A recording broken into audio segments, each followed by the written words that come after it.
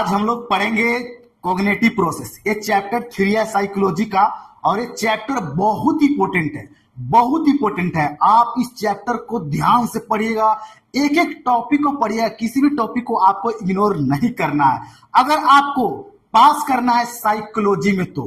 क्योंकि ये जो चैप्टर है, इस चैप्टर से लगभग 30 से 40% क्वेश्चन इस चैप्टर से पूछता है और ये साइकोलॉजी का सबसे इंपॉर्टेंट चैप्टर है। कोई भी ईयर का आप क्वेश्चन उठा के देख लीजिए, 15, 16, 17, 18, 19 का, आपको 30 से 40% क्वेश्चन इसी चैप्टर से पूछेगा। और सबसे खास बात यह है कि इस चैप्टर से आपको जो भी टॉपिक आपको पढ़ने के मिलेगा वो कोई अननोन टॉपिक नहीं है। आप एक एक टॉपिक के बारे में आप जानते हैं। आपको लगेगा कि ऐसे कैसे बोल रहे हैं, जी हाँ, मैं आपको बिल्कुल सही बोल रहा हूं। देखिए, अटेंशन कौन नहीं जानता है, परसेप्शन कौन नहीं जानता है, learning, memory, thinking, A to Z इसमें जो टॉपिक आपको मिलेगा आप ऑलरेडी उसके बारे में आप जानते हैं। लेकिन बात यह है कि एग्जाम में जाने के बाद किस तरह से लिखें। देखिए, इस टॉपिक के बारे में जो भी आपको डिफिनेशन लिखना होगा, आप अपने शब्दों में नहीं, साइंटिस्ट के द्वारा दिया गया डिफिनेशन को लिखना है। साइंटिस्ट के द्वारा दिया गया डिफिनेशन के बाद आप अपने शब्दों में उसके बारे में आप लिख सकते हैं, लेकिन साइंटिस्ट के द्वारा दिया गया डिफिनेशन आपको अवश्य लिखना है। तो चलिए अब एक एक टॉपिक के बारे में हम लोग जानेंगे क्या होता है। सबसे पहला आपका टॉपिक हो गया attention and its types.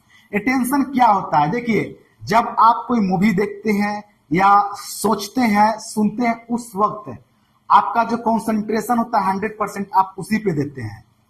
Special care, ये भी हम बोल सकते हैं। तो अटेंशन का डिफिनेशन क्या हो गया? Attention is a process of getting an object or thought clear before the mind. तो एक साइंटिस्ट थे रोज, उन्होंने यह डिफिनेशन दिया था। और इसका अगर मैं टाइप्स की बात करूं तो दो तरह का अटेंशन होता है, एक पोलिशनल होता है, एक नॉन पोलिशनल। एक पोलिशनल मतलब क्या हो गया? इच्छा से आप कर रहे हैं। एक नॉन पोलिशनल आपकी इच्छा नहीं है, एक एक्सटर्नल फोर्स है जिसके वजह से। पोलिशनल क्या हुआ?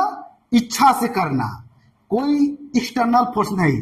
उस कार्य के प्रति आपके अंदर इंटरेस्ट है, और जहां इंटरेस्ट नहीं है, जहां एक्सटर्नल फोर्स लगाया जा रहा है, वहां पे हम लोग बोलेंगे नॉन पोलिशनल। देखिए, कभी कभी इंटरेस्ट भी होता है लेकिन एक्सटर्नल फोर्स लगाया जाता है। जैसे मैं आपको एग्जांपल देता हूं।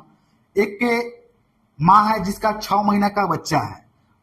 वो बच्चा अचानक रोने लगा और उसकी माँ कुछ काम कर रही है। उस काम को छोड़कर वो माँ अपने बच्चे के प्रति उसका जो प्रेम स्नेह है वो अट्रैक्ट कर लेगा। तो एक फोर्स लग रहा है, तो यहाँ पे हम बोलेंगे नॉन पोलिशनल। तो इस तरह से हम सब एग्जाम में लिखेंगे। अगर पूछ देगा तो मैं आपको A to Z जो मैं बोल रहा हूं, मैं आपको नोट भेज दूंगा व्हाट्सएप ग्रुप में। टेंशन लेने की कोई दिक्कत नहीं है। चलिए, नेक्स्ट आपका हो गया परसेप्शन। परसेप्शन क्या होता है? जो भी आप सेंस ऑर्गन के द्वारा जो सेंसेशन करते हैं उसी को परसेप्शन बोलते हैं।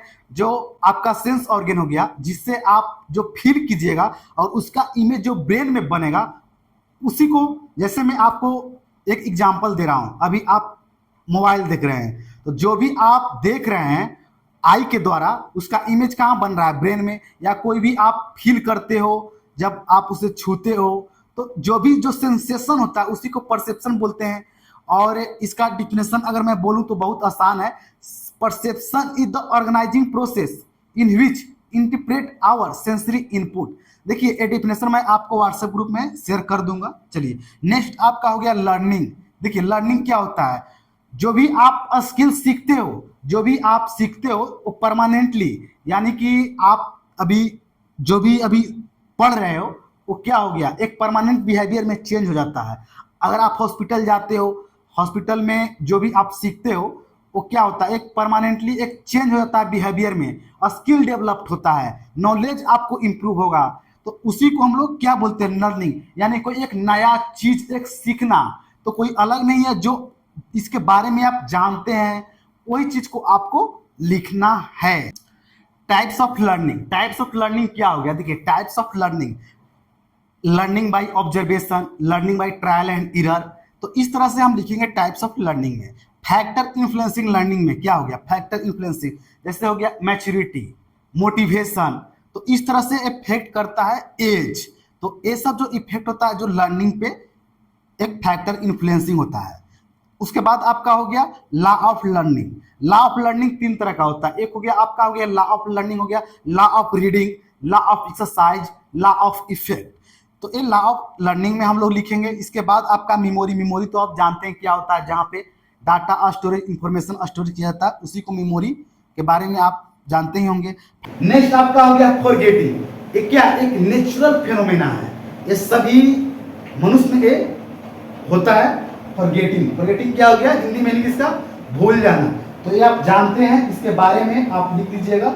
और थ्योरी ऑफ फॉरगेटिंग भी पूछ लेता है। उसके बाद आपका हो गया थिंकिंग। थिंकिंग का डिफिनेशन क्या हो गया, थिंकिंग क्या होता है, सोचना। तो क्यों सोचते हैं हम लोग? Thinking is the problem solving process in which we use our idea or simple place of over activity. एक कैसा है थिंकिंग प्रोसेस है, कैसा है प्रॉब्लम सॉल्विंग। उसके बाद आपका हो गया types of thinking. Types of thinking में क्या हो गया, रिफ्लेक्टिव आ गया, परसेप्चुअल थिंकिंग आ गया। नेक्स्ट आपका हो गया इंटेलिजेंस। इंटेलिजेंस क्या हो गया, एक कैपेसिटी होता है किसी चीज को सीखने का, प्रॉब्लम सोल्व करने का। आप जब एग्जाम में जाइएगा, वहां पे अगर आप अपने क्वेश्चन को सोल्व कर देते हैं तो उसी को ना बोलेंगे इंटेलिजेंस। क्या बोलते हैं, बोलचाल के भाषा में बोलते हैं कि बहुत ज्यादा तेज है, बहुत इंटेलिजेंट वो है। यानी कि वो किसी भी तरह का प्रॉब्लम का वो सोल्व कर देता है, उसके अंदर एक एबिलिटी है, एक क्षमता है। देखिए इस चैप्टर में आप जो भी पढ़िएगा आप अपने शब्दों से लिखिए। और जहां तक डिफिनेशन की बात है, मैं आपको एक एक डिफिनेशन आपको नोट प्रोवाइड कर दूंगा व्हाट्सएप ग्रुप में, आप उस डिफिनेशन को याद कर लीजिएगा।